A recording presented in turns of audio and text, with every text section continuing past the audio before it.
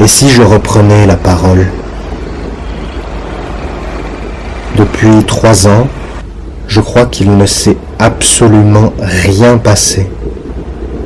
Tout juste du temps, des années écoulées en quelques semaines, des secondes suicidées qui n'ont cessé de ressusciter.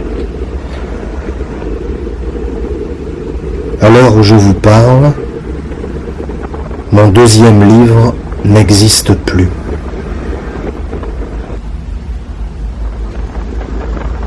Parce qu'il n'a jamais existé. Il y a bien un dossier, des chapitres,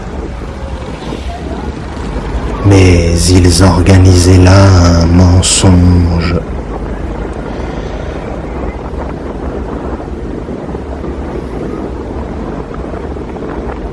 Rien n'a avancé.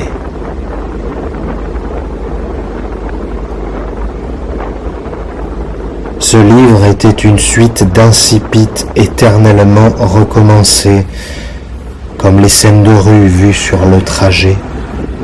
Chacune est le début d'un roman mort-né. J'ai travaillé une dizaine de paragraphes pendant 3 ans de ma vie, sans sauvegarder leurs métamorphoses successives. J'ai écrit couche sur couche, oubli sur oubli, comme un blog. De 500 pages au départ, une centaine 2 ans après, il en restait encore 20 ce matin.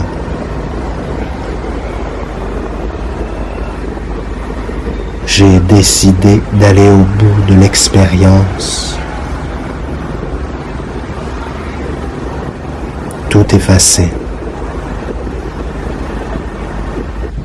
Malgré le regret pressenti, cliqué d'un coup de sang, certes, mais un coup de sang secrètement prémédité. Je veux passer à autre chose.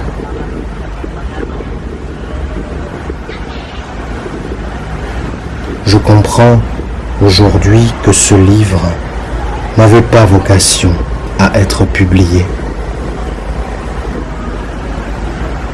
C'est un livre dont la raison d'être fut l'écriture.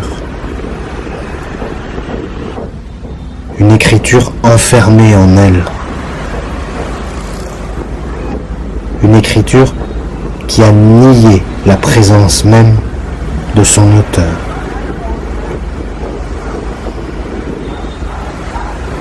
Je ne peux continuer de me mentir ainsi.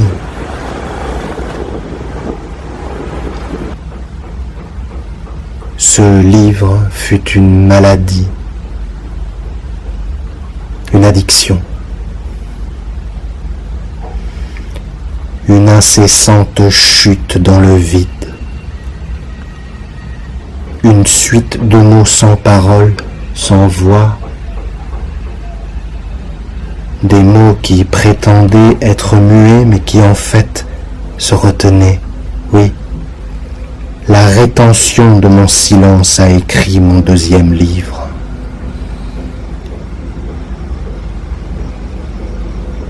Et aujourd'hui, je brise le silence. Et le livre n'existe plus. Définitivement supprimé.